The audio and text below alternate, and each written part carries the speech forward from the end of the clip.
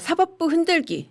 이 사법부 흔들기 정도가 아니라 저는 사법부 와해라고 보는데 사법부 와해가 대선 핫 이슈가 됐습니다. 그러니까 법원 혼자서 비명을 지르는 상황은 아니고 이게 대선에서 어쨌든 핫 이슈로 등장을 해서 그 부분 먼저 이제 조금 말씀을 드려보겠습니다. 김문수 후보가 그 15일 날 이재명 후보한테 아예 대놓고 그런 얘기를 했더라고요. 세계 역사상 유례 없는 독재자다. 이게 지금 왜 이렇게 센 말을 했냐면은 이날 처리된 법안이 정말 어마어마한 법안들입니다. 왜 제가 지난 시간 판일께서도 들려드렸었는데 일단 공직선거법 사건 본인이 재판받고 대법원에서 얼마 전에 유죄 취지로 파기 환송까지 했잖아요. 바로 그 근거 조항을 없애버리는 야, 자기가 처벌받는 이 조항의 근거 조항을 없애버리는 이런 입법은 제가 이제 나중에 소개를 해드리겠지만은 정말 엔간한 독재 국가에서도 없었던 그런 입법입니다. 그 법이 통과되니까 지금 이런 얘기를 한 거고요. 이제 오전에 이제 이런 법들이 법사위에서 일부는 처리가 되고 일부는 상정이 되고 이렇게 되니까 김 후보가 오후 유세 일정을 잠시 멈추고 올라왔어요. 올라와가지고 대법원 청사 앞에서 이제 이런 메시지를 냈습니다. 범죄자, 그러니까 이 후보를 말하는 거죠. 범죄자가 법관을 협박하고 있다. 그렇게 얘기를 했고, 그런데 이재명 후보 지금 어떤 차원에서 이런 걸 하는지 본인이 이렇게 얘기를 했습니다. 대법원이 깨끗해야 된다. 이거 정말 제가 좀 이따 들려드리겠지만은 정말 무시무시한 얘기입니다. 대법원이 깨끗해야 된다. 누구 기준에서 깨끗하고 더러운 거를 판단을 하겠어요? 바로 이재명 후보. 자기 기준에서 깨끗하고 더러운 거를 판단을 하겠다는 거죠. 그러니까 대법원을 깨끗하게 청소하는 작업을 지금 하는 겁니다. 이거는 민주주의 법치국가에서는 있을 수 없는 그런 일들인 거예요. 자, 김 후보 얘기 좀 더 보고 가시겠습니다. 김 후보가 이제 독재자 아까 얘기하면서 이게 국기문란 얘기다, 행위다. 그래서 자기가 의병이 되는 심정으로 반드시 바로 잡아야 한다고 생각한다라고 그렇게 얘기를 했습니다. 왜냐? 지금 이재명 수사한 검사들도 지금 뭐 탄핵, 뭐 일부는 올려가지고 기각이 됐고 지금 탄핵 발의돼 있는 사람들이 있고 또 이재명 감사원장도 탄핵이고 거기다가 이제는 대법원장까지. 여러분, 대법원장 탄핵은 앞선 탄핵하고는 이거는 정말 차원이 다른 그런 문제입니다. 그래서 그 부분이 왜 지금 심각한지 제가 자세히 지금 들려드리겠습니다.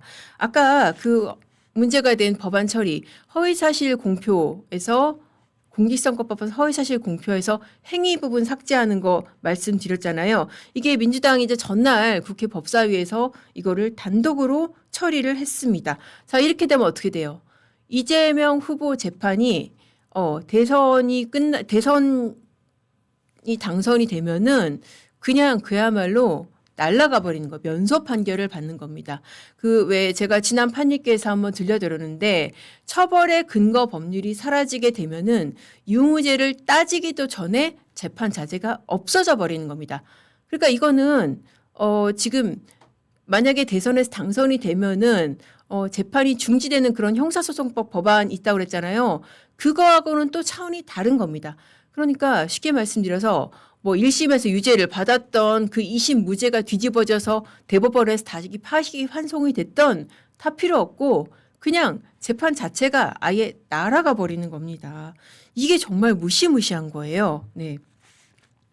자, 그렇게 돼서 정말 그야말로 셀프 면소가 되는 겁니다. 면소라는 거는 유무죄를 따지지 않고 이렇게 처벌의 근거 법령이 없어질 경우에는 그냥 재판을 종결하는 그런 절차를 말합니다. 자, 민주주의와 법치주의의 법원 중에서 이런 것이 있습니다. 어느 누구도 자기 자신의 심판관이 될 수 없다. 내 죄를 내가 심판을 하면은 공정한 재판이 될 수가 없잖아요. 그렇게 해서 이해 충돌을 막기 위한 여러 가지 법적 장치들이 있습니다. 여러분들 좀 들어보셨죠? 그 재판관이 재척 기피 회피. 그러니까 나와 관련된 재판을 내가 할 수 없기 때문에 내 친척이라든지 이런 사람들이 재판을 받게 되면은 그게 재척 사유가 되고 만약에 재척이 안 되면 내가 스스로 회피를 하고 그런 법적 장치들이 있는 겁니다. 그런데 본인이 대통령이 돼서 내가 재판받고 있는 재판의 근거 법률을 없애버린다? 야, 야, 이거는 정말 앞선 제가 이제 좀 이따 들려드릴 텐데 독재 국가의 사례에서도 없었던 그런 일입니다. 그러니까 이게 또 절차적으로도 그렇고 실체적으로도 이 행위 부분이 없어지게 되면은 어떻게 되냐면요. 공직선거법 250조가 그 허위사실 공표를 처벌하는 조항인데 이렇게 돼 있습니다. 처벌하는 그 허위사실의 범위가 뭐냐면은 가족, 신분, 직업, 경력, 재산, 행위, 소속단체 지지 여부 막 이렇게 열거가 돼 있어요. 자, 뭐 자기 가족에 대해서 거짓말할 일이 뭐가 있겠습니까? 내가 지금 외아들인데 아들 2명이다. 뭐 그렇게 거짓말할 일이 있겠어요? 신분, 뭐 신분에 대해서 내가 지금 뭐 미국인인데 한국인이다. 그렇게 거짓말할 일이 있겠어요? 그러니까 다른 것들은 크게 문제될 게 없고 다 문제되는 게 뭐겠어요? 선거철의 거짓말. 다 행위에 관한 부분입니다. 이게 사실 이재명 후보의 예만 들어도 그래요. 왜 앞서 그 권순일 판결로 무죄로 됐던 공직선거법 위반 있잖아요. 그것도 뭐예요? 내가 대장동 사업에서 5,500억 원 환수했다. 행위에 관한 거잖아요. 행위에 관한 거짓말이라고 기소가 됐던 것이고요. 또 그 사건 뭐 있었습니까? 친형 강제 입원. 나 관여 안 했다. 이것도 마찬가지로 행위에 관한 거짓말이고. 이런 것들이 대표적으로 선거에서 하는 그런 허위사실 여부가 문제되는 그런 거짓말 아닙니까? 내가 이 시설물, 이 공공기관 유치했다. 내지는, 저 후보가, 지난번에 저런 걸 어떤 정책을 잘못해가지고 우리 마을이 이 지경이 됐다. 이런 것들이 다 행위에 관한 건데, 행위를 없애버리게 되면은 이거는 사실상 선거철의 거짓말을 처벌을 안 하겠다는 겁니다. 이거는 정말 형사 법 체계를 무너뜨리는 거죠. 이러면은 선거철에 어떤 거짓말을 해도 다 피해갈 수 있게 되는 겁니다. 이런 어마어마한 문제가 있는 겁니다. 자, 이렇게 해서 이런 법안들, 민주당 법안들 지금 어떤 법안이 있고 어떻게 하겠다는 건지 다시 한번 정리를 해서 보여드리겠습니다. 자, 그 그래픽 좀 띄워주시겠어요? 민주당의 법안들과 문제점 한번 보고 가시겠습니다. 자, 먼저 공직선거법 개정안. 제가 아까 말씀드린 대로 이재명 사건 혐의 자체를 없애는 겁니다. 어떻게 해서 공직선거법 250조에서 행위를 삭제를 해서. 자, 그 다음에 두 번째 형사소송법 개정안. 대통령에 당선되면은 임기 때까지 이 재판을 중단한다. 그래서 이재명 사건 많습니다. 지금 8개 사건이고 재판으로는 5개고 지금 혐의로는 12개고 그렇게 되잖아요. 이거 다 중단이 됩니다. 자, 그리고 지금 좀 이따 해설을 해드릴 건데 조이대 특검법. 이것도 정말 전 세계적으로 독재 국가에서도 유례를 찾기 어려운 법안입니다. 왜냐? 지금 조이대 대법원을 왜 특검하겠다는 거겠어요? 자기에 대해서 유죄 판결했으니까 이 재판 과정을 너네 이거 어떻게 이렇게 속전속결로 했어? 이거 문제 있는 거 아니야? 재판 자체를 범죄화해가지고 이거를 들여다보겠다는 겁니다. 자, 그리고 법원조직법 개정안. 이건 뭐겠어요? 대법관을 지금 14명에서 30명 그리고 100명으로 놀리겠다. 야, 이거 저 100명 대법관 제가 지난번에 장경태 의원인가요? 그 발의된 단계에서 말씀드렸을 때 제가 그거 말씀드릴 때만 해도 제가 농담으로 말씀드렸거든요. 설마 이게 되겠어? 101명의 무슨 프로듀스 101도 아니고 101마리 달마시안도 아니고 101명의 대법관, 100명의 대법관 이게 되겠어? 정말 코미디네 했는데 이거를 갖다가 실제로 상정을 한 거예요. 법사에 상정을 한 거예요. 이거 왜 그렇게 늘려주겠어요? 지금 14명의 대법관을 해놨더니 지금 행정처장 빠지고 노태학 대법관 지금 회피하고 12명의 대법관에서 10대 2로 판결을 했잖아요. 여기에서 만약에 30명으로만 늘려도 어떻게 됩니까? 16명을 추가로 투입을 할 수 있겠죠. 누구로? 친민주당. 친 이재명 법조인으로 투입을 하겠죠. 그러면은 10대 1로 따지면 그게 비율이 어떻게 변하는 거예요? 30명이 되면은 16명이 추가로 투입이 되게 되면은 그게 20대 10이 되는 겁니다. 그러니까 지금 10명의 유죄 법관, 대법관이 있으면 나머지 20명을 친 이재명, 친 민주당 대법관으로 채워서 이 사건이 아니더라도 앞으로 민주당 사람들 기소될 수 있겠죠. 그리고 민주당의 어떤 그 불리한 법안들이라든지 아니 민주당의 어떤 그 불리한 처분들이라든지 이런 것들이 재판정에 설 수 있겠죠. 이런 거에 대해서 원사이드하게 게임에 이 심판관들을 다 바꿔버리겠다는 겁니다. 자, 그리고 헌법재판소법 개정안이 있습니다. 이거 여러분들 뭐 들으셨는지 모르겠지만 사실상 사심제로 가는 것이다. 이게 정말 이것도 얼마나 법치주의에 치명적인 거냐면은요. 지금 대법원과 헌재가 사실 서로 간에 자존심 싸움을 하는 기관들입니다. 그러니까 우리나라는 삼심제예요. 삼심이라는 거는 이 대법원이 이 사법 판단에서의 종결자라는 거를 얘기를 하는 겁니다. 1심, 2심, 3심.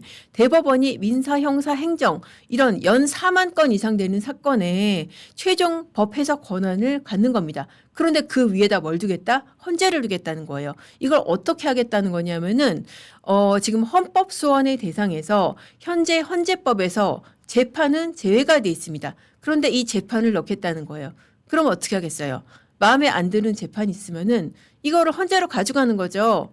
이 재판이 나의 기본권을 침해했다. 그래서 헌재에서 한번 뒤집어라. 그렇게 청구를 할 수가 있다는 겁니다.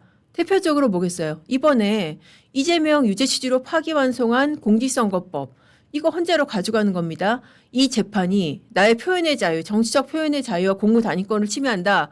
이렇게 해서 이거 뒤집어 달라는 겁니다. 그렇게 뒤집게 만들겠다는 겁니다. 자, 헌재는 인적 구성 가만히 두겠습니까? 지금 2명 비었죠. 2명 임명을 했는데 한덕수 대행 시절에 임명을 했는데 그 임명 헌재가 무효화했죠. 여기에다가 친민주당 인사들 채워 넣고 나머지 헌재 재판관들 중에서 친민주당 인사가 아닌 사람들 이 사람들 지금 어떻게 될지 모르겠어요. 지금 조희대 대법원장 압박하듯이 지기현 판사 압박하듯이 하면은 이 사람들 어떻게 될지 모릅니다. 자, 그렇게 해서 이 5가지 법안, 저는 민주주의 법치 파괴 5종 세트라고 부르고 싶은데요. 이 법안들이 공직선거법, 형사소송법, 조희대 특검법, 그러니까 지금 공직선거법, 형사소송법은 법사위를 통과를 냈고 나머지 법안들, 조희대 특검법, 법원조직법, 그리고 헌법재판소법 개정안은 법사위에 상정이 돼 있습니다. 그러니까 비유를 하자면은 총알 장전해 놓고 딱 쏘려고 방아쇠에 당기고 있는 그런 상태입니다. 어떤 경우에 방아쇠에 당기겠습니까? 이재명이 대통령이 되면은 방아쇠 당기는 거예요. 지금 그런 일발장전 돼 있는 그런 대기 상태라고 보시면 되겠습니다. 지금 이응 말씀대로 지금 국민을 우습게 하는 거예요. 정말 이거는 선거철은 유권자 눈치를 봐야 되는 기간이잖아요. 선거철에 이렇게 하는 거는 정말 국민을 우습게 하는 겁니다. 이범우님, 감사합니다. 오늘도 제가 명쾌한 평론 한번 해보겠습니다. 네. 자, 그렇게 해서, 이거는 이렇게 하니까, 지금 김 후보도 아까 이제 정말 범죄자가 이렇게 하는 거 유례가 없다, 독재다라고 하고, 뭐, 김용태 그 신임 비대위원장도 헌법 11조를 이렇게 되면은 법 앞에 평등이 이재명만 빼고, 라고 단서를 달아야 될 정도라고 그렇게 했습니다. 이런 법안 통과에 대해서는 심지어 민주당 캠프 인사 이석연 최근에 합류했죠. 공동선대위원장도 이거는 좀 아닌데 그렇게 했더라고요. 이 사람 조금 눈치 없는 거 아닌가 싶은데. 그러니까 민주당 관점에서 보자면은 뭐라 그러냐면은 CBS 라디오에서 그런 얘기를 했습니다. 대법원장에 대한 특검법 탄핵 청문회 이거 내가 보기엔 하나의 정치 공세다. 그러면서 이거 뭐 처음부터 이렇게 나올 거 안 나올 것 줄 알았다. 그러니까 처음부터 나올 거라고 생각 못했다. 그런 의미 같아요. 그러면서 그러면은 자제하기를 바란다라고 했는데 이거 조금 눈치 챙겨야 되는 거 아닌가? 이게 민주당 입장에서 보자면 야, 너 눈치 챙겨. 너 지금 그럴 때 아니야. 라고 할 것 같아요. 그런데 이재명 후보 어떻게 했습니까? 유서에서 그렇게 얘기를 했어요. 이거 민주공화국과 인권의 최후 보루가 사법부다. 이건 맞습니다. 자, 그러면서 뭐라 그랬냐? 사법부가 깨끗해야 된다.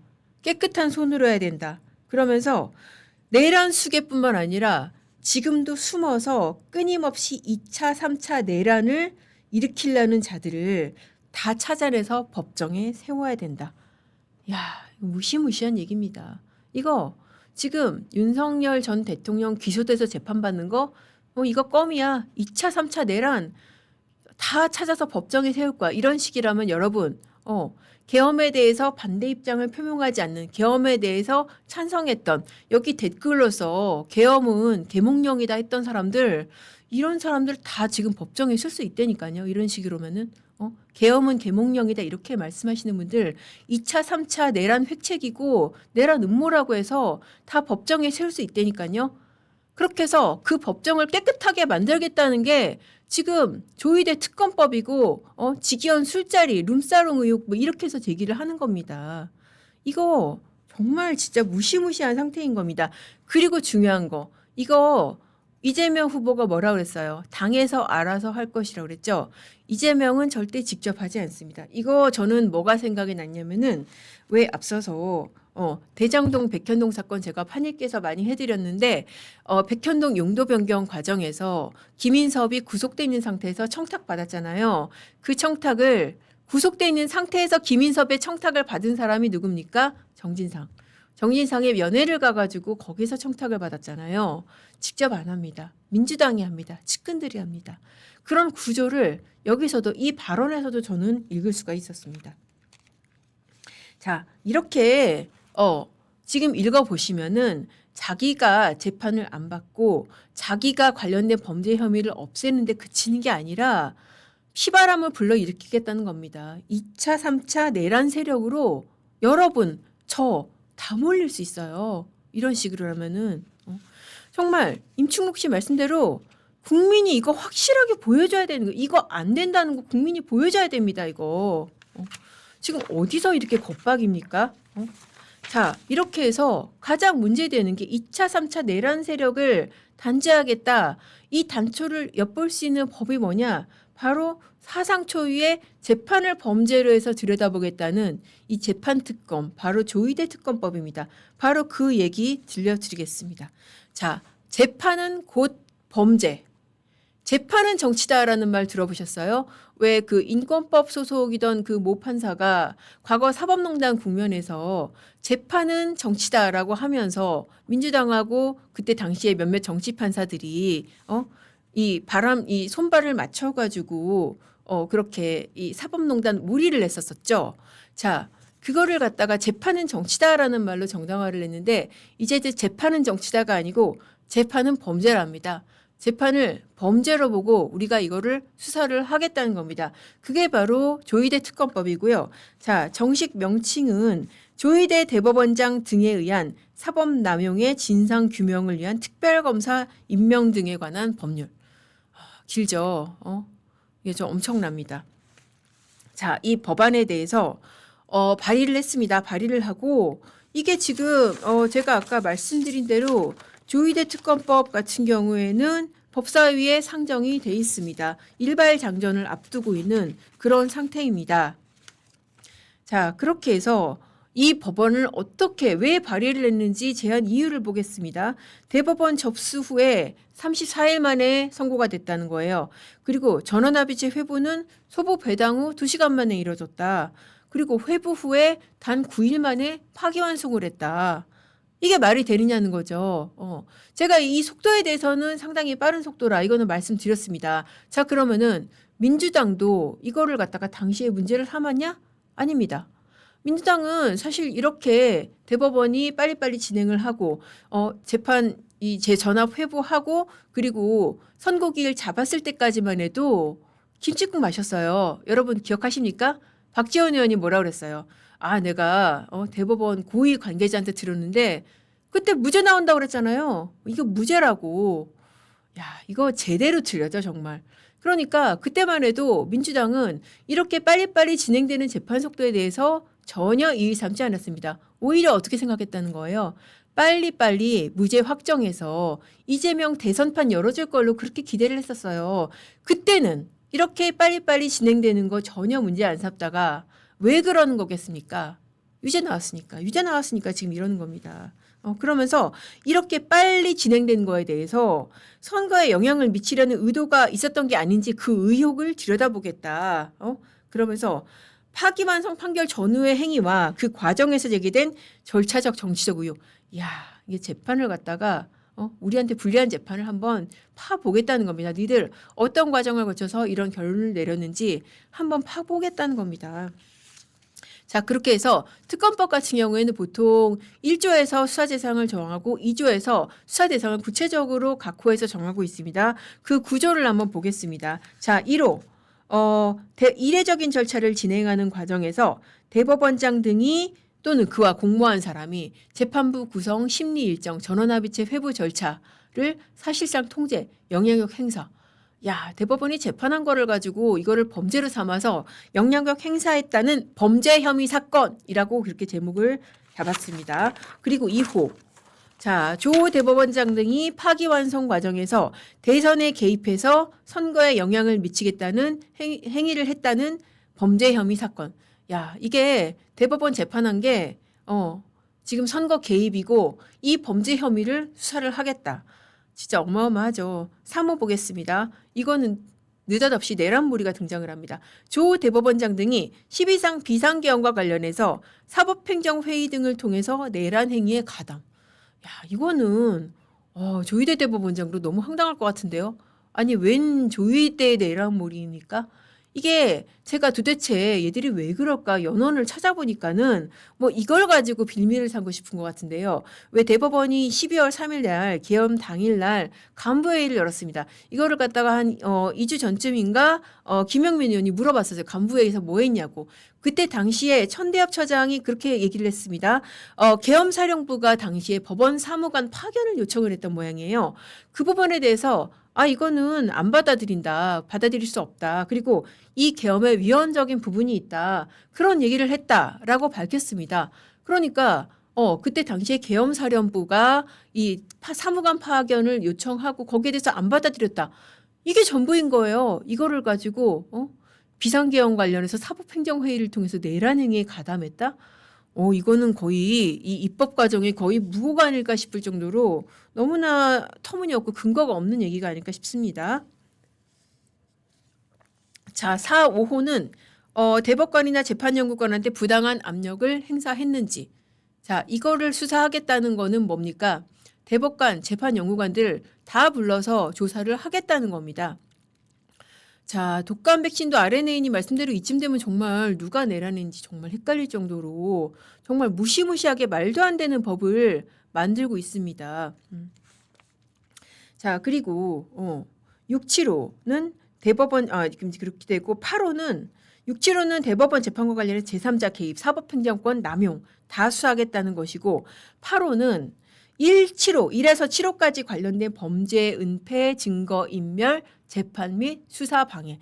자, 보통 특검법이 어떤 식으로 구성이 되어 있냐면은 1호부터 쭉 몇 호까지 수사 대상 정해놓고 이거로 다 망라할 수가 없으니까 기타 이 1호에서 뭐 8호까지의 수사 과정에서 인지된 관련 사건 이 정도로 마무리를 하는데 이 법은 걸리면 다 나와, 조사하면 다 나와, 걸리면 다 죽어 이럴 태세입니다.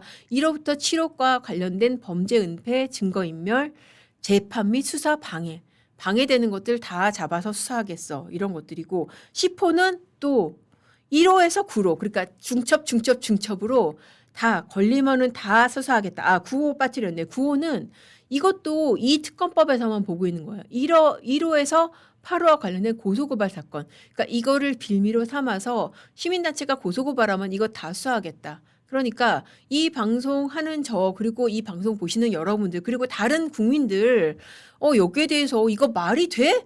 라고 비판하면은 이런 것들도 누가 진짜 어이없는 시민단체가 고소고발하면은 이런 것들도 수사를 할 수 있게 이런 발판을 만들어주는 그런 법입니다. 그래서 이런 시민단체 고소고발 이것까지 수사할 수 있게 하는 특검법 저는 처음 봅니다. 그리고 10호는 이런 것들하고 관련해서 인지된 자기네들이 범죄로 보는 사건들을 다 수사를 하겠다는 것입니다. 자, 그렇게 해서 이 무시무시한 특검법, 특검 검사 몇 명이냐? 무려 20명입니다. 이게 어느 정도냐? 국정농단 특검 있잖아요. 전직 대통령을 수사했던 국정농단 특검법하고 같은 규모로 현직 대법원장과 대법원장이 한 재판을 갖다가 범죄로 보고 수사를 하겠다는 것이고 파견 수사관 60명 내에 다 검찰에서 빼내가겠죠. 그리고 또 여기 또 기가 막히는 조항이 있습니다.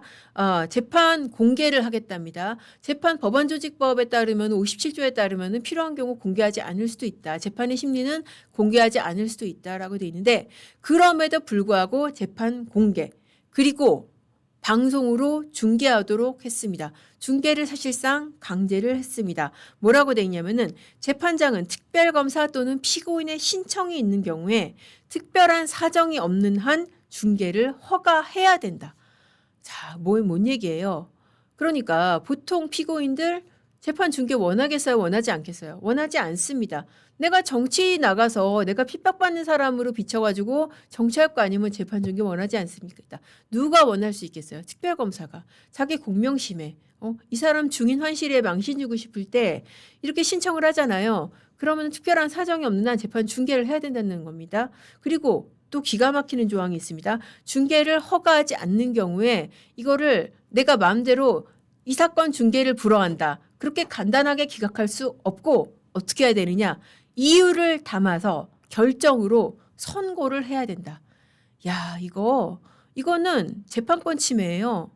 정말 이거 재판권 침해입니다. 아니 판사가 내가 이거를 그냥 결정으로 이 사건 재판 중계를 불허한다라고 할 수 있는데 그렇게 간단하게 하지 말고 네가 불허하고 싶으면은 정식으로 이유 달아서 선고해라고 하는 겁니다. 김진현님 말씀대로 미쳐도 한참 미쳤네라는 말밖에 지금 안 나와요. 독감백신도 RNA님 심각성을 모르는 국민들 어쩌나요? 심각성 모르면은 당해야죠 뭐. 그러니까 이거를 막을 수 있는 방법은 여러분들께서 이 방송을 보시는 여러분들께서 이 심각성을 널리 알려야 됩니다. 이거는 누가 대통령이 되고 안 되고의 문제가 아니라 후보에 대한 호불호의 문제가 아니라 민주주의 체제를 지키는 이런 문제예요. 자, 이 법률이 정말 왜 문제가 있냐. 자, 아까 그리고 이거 하나 제가 예고 방송으로 이 재판 중계 있잖아요. 제가 뒤에다 설명을 해드릴 텐데 뒤에 나오는 어떤 독재자가 한 조치하고 소름 끼치게 놀라운 싱크로율을 자랑합니다. 누군지는 뒤에 한번 제가 들려드릴 테니까 한번 짐작을 한번 해보세요. 자, 재판을 대상으로 하는 특검법이 왜 위헌이냐? 재판이 뭐 신성 불가침이냐? 아니 대통령도 재판하는데 재판이 뭐 신성 불가침이야? 그렇게 생각하시는 분들 있을지 모르지만 절대 그렇지가 않습니다. 자, 이거 재판은 헌법에서 그 독립성을 굉장히 강하게 보장을 해주고 있습니다. 법관은 헌법과 법률과 그 양심에 따라서 독립해서 심판한다라고 헌법 103조에 그렇게 돼 있습니다. 자, 왜 그렇게 했을까요? 재판이 여러분들과 저의 자유와 권리를 지켜줄 최후 보루이기 때문입니다. 자, 예를 들어서 그런 게 있습니다. 검찰이 압수수색 영장도 제대로 없이 우리 집에 쳐들어와서 우리 집 물건 가져가요. 그 절차 누가 통제합니까? 법원이 통제합니다. 불법 수사, 불법 압수수색 누가 통제합니까? 법원이 통제합니다. 법원이 이거 위법하다고 하면은 그렇게 수사해서 기소한 재판 다 무죄가 됩니다. 그리고 관련자들 처벌받습니다.